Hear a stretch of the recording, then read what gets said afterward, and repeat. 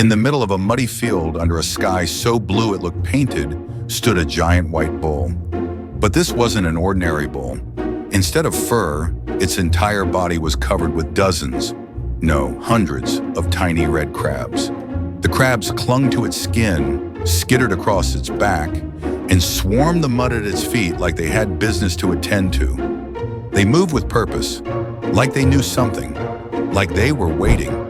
Next to the bull stood someone even stranger, a fat, fluffy white dog named Doggo. He wore a stretched-out light blue hoodie that barely covered his round belly, and his bare feet sank softly into the mud. Phone in paw, Doggo wasn't concerned.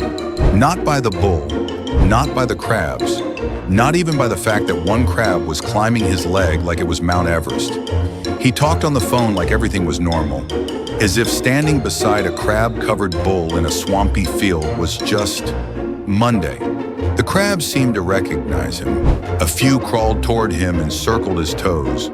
One climbed onto his belly and stared into his eyes. Doggo just stared back with his usual smug look. He wasn't the type to be impressed by seafood. Then, without a word, the crabs on the bull's back shifted.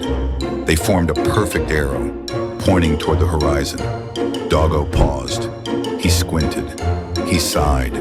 And for a moment, he just stood there, letting the mud soak in and the sky drift overhead. Then, without saying a word, he put his phone away, turned in the direction of the arrow, and started walking. The bull followed behind him, slow and heavy, with the army of crabs clinging tight.